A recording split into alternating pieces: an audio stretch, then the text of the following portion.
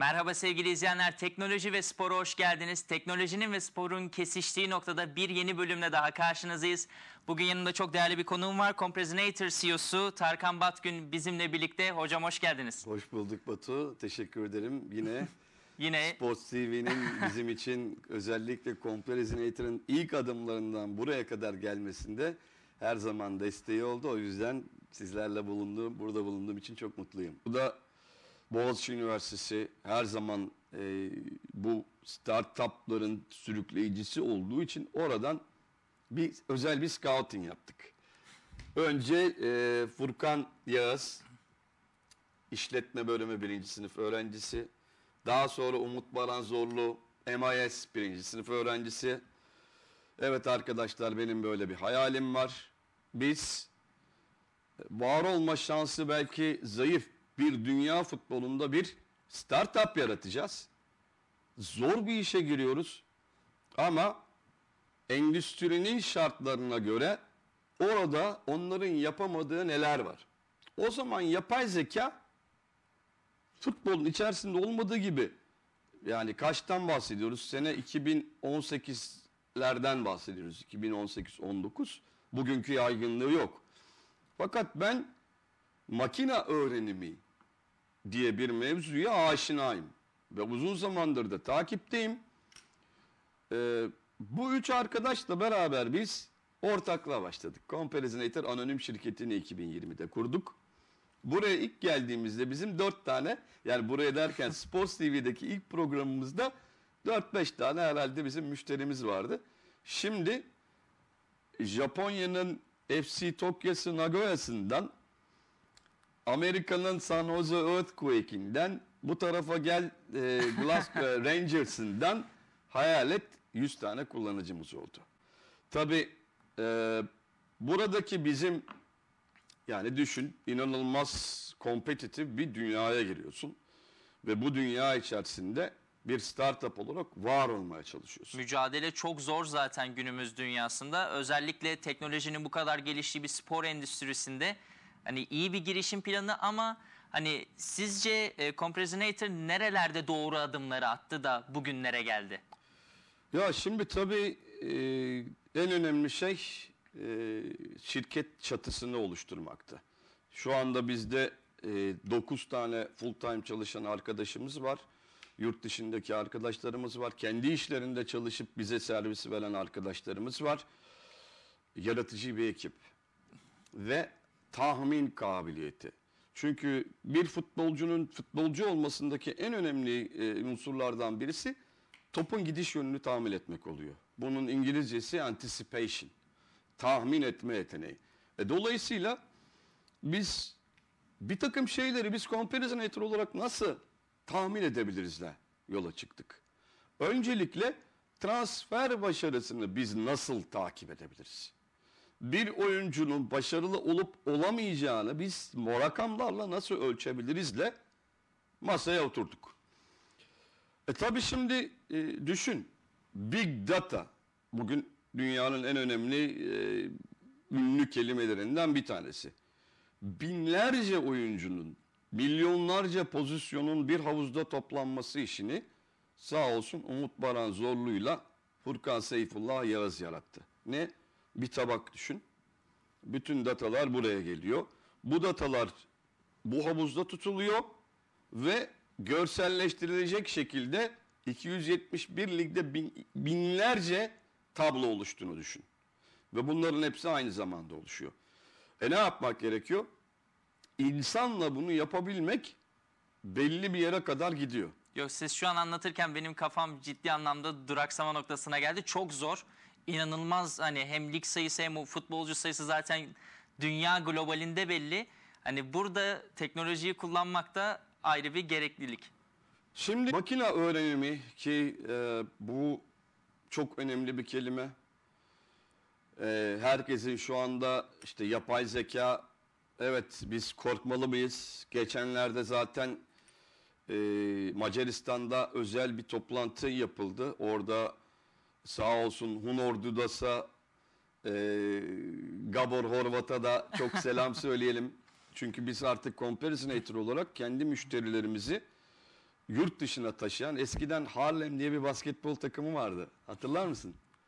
Çok Gibi. yani yıldızlar şova yönelik bütün dünyayı Evet. dolaşırlardı. Şimdi biz hem kendimiz bütün dünyayı dolaşıyoruz hem de bizim içimizde bulunan, network'ümüzün içinde bulunan müşterilerimizi ekspertler olarak yurt dışındaki panellere götürüyoruz. Ben de o panellerde konuşmacıyım ve bunlardan önemli bir tanesinde de geçen sene Macaristan'da yapılan görüşmede de konu yapay zeka.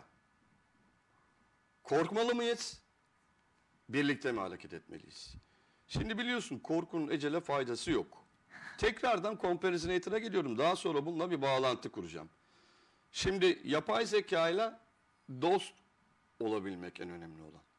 Birlikte geçinebilmek aslında. Onunla birlikte geçirebilmek, çünkü bu dünyadan, o robotlar dünyasından bizim artık kaçarımız yok. O dünyaya girdik.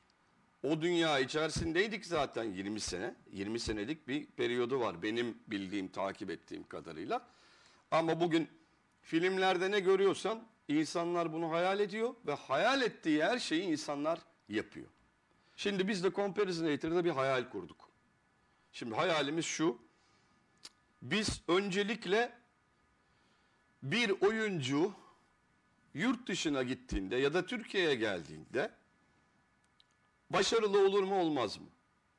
Evet, şimdi biz bunu önce manuel olarak yaptık. Ne yaptık? Evet, işte oyuncu kendi liginde mesela diyelim santrafor. İşte o 10 gol attı, 5 asist yaptı, işte 3. bölgeye topu taşıdı, şu kadar geldi. Buradaki santraforlarla karşılaştı manuel olarak. Şimdi bu tabii tamamen tatminkar bir olay değildi ama kimsenin yaptığı bir olay da değildi. Sanal transfer. İsmi virtual transfer İngilizcesi. Oradan getirdiğimiz oyuncunun biz manuel olarak önce 3 sene bu işi yaptık. Ama bu esnada bu 271 lig, ki burada Doktor Eren Ünlü Fransa'daki arkadaşımız, AI ve makine öğrenimi uzmanı. Tugay Aslan yine endüstri mühendisi, kendisi Adana'da başka bir firmada çalışıyor ama bize dışarıdan bizim ailelerimizin üyeleri. Yine Oğuzhan aynı şekilde, kendisi kimya mühendisi, eczacı kendisi ama rakamlara hakim. Ne yaptık? Evet. İlk yılımızı başlattık abi. Makine öğrenimi ne yapıyor? Şimdi sen Belçika'dasın. Belçika'dan gittin İngiltere'ye, İngiltere'den gittin Türkiye'ye. Tamamen değişik dinamikler. İşte orada belli bir hocayla çalıştın, belli bir teknik direktörle çalıştın.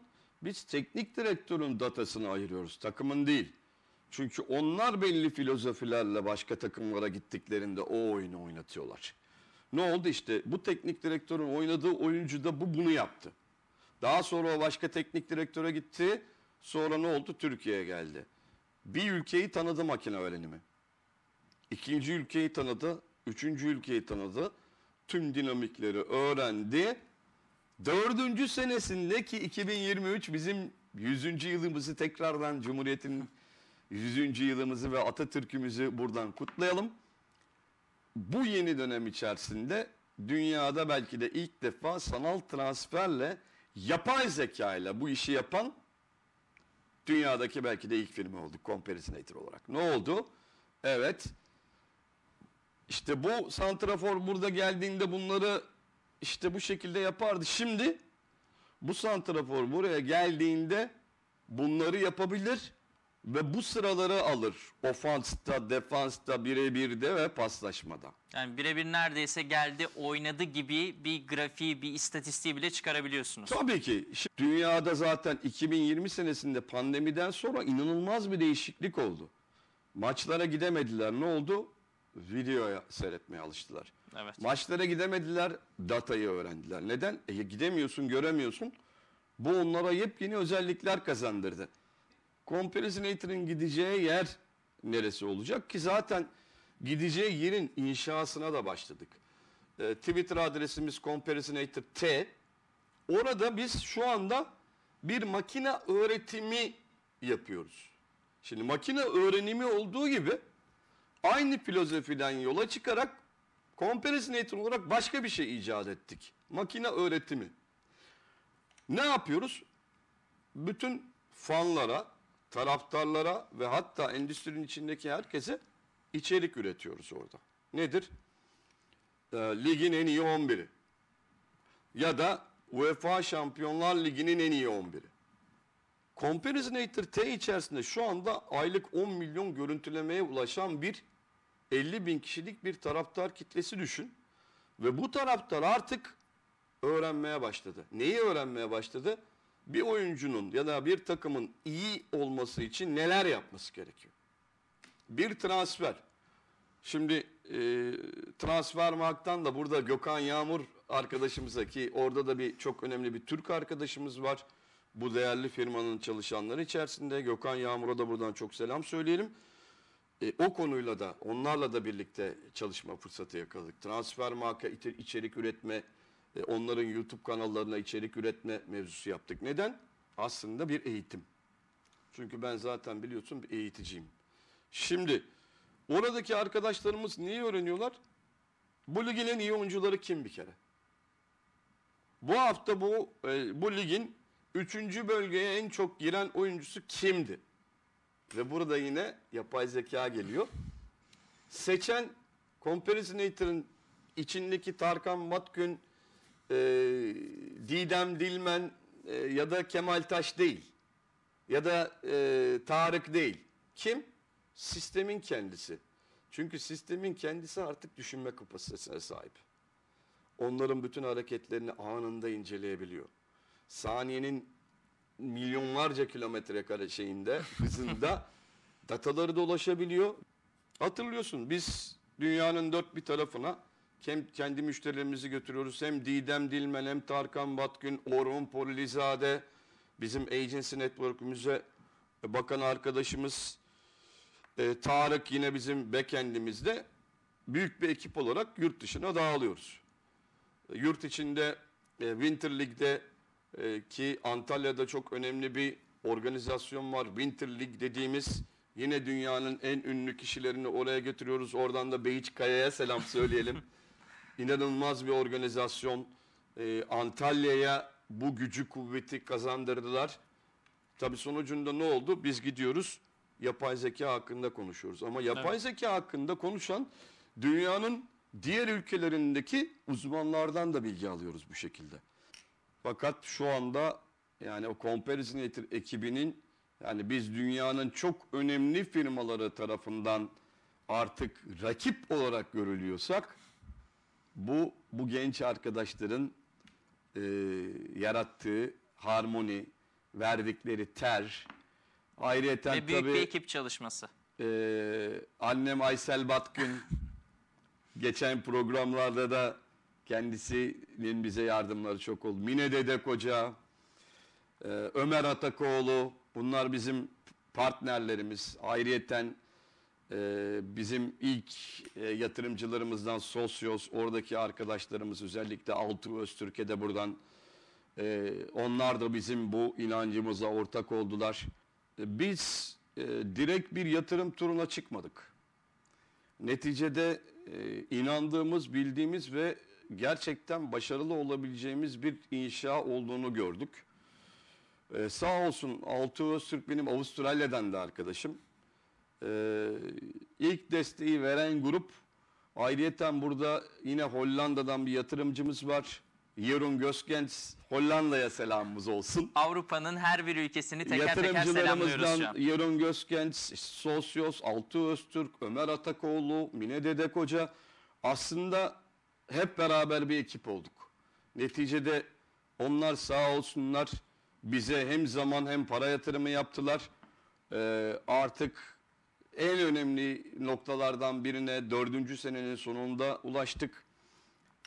Break even, artık tamamen kendini götüren, kendi öz sermayesiyle tüm seyahatlerini gerçekleştiren, dünyanın çeşitli devleriyle ortaklıklar sağlamış burada tabii Didem Dilmen kadın gücü Aysel Batkın, kadın gücü, Mine Dedek Hoca, kadın gücü.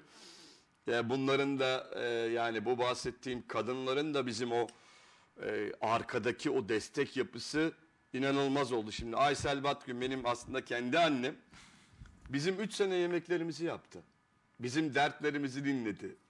Bizim aramızdaki koordinasyonu sağladı. Daha da büyüme, daha da yayılmak için önümüzdeki aylar içerisinde bir yatırım turuna Turu var o çıkma zaman. isteğimiz var. Çünkü neticede kendi öz sermayemizle gayet güzel teknoloji firmalarına rakip olduk. Şimdi artık evet biz onları geçebilir miyiz?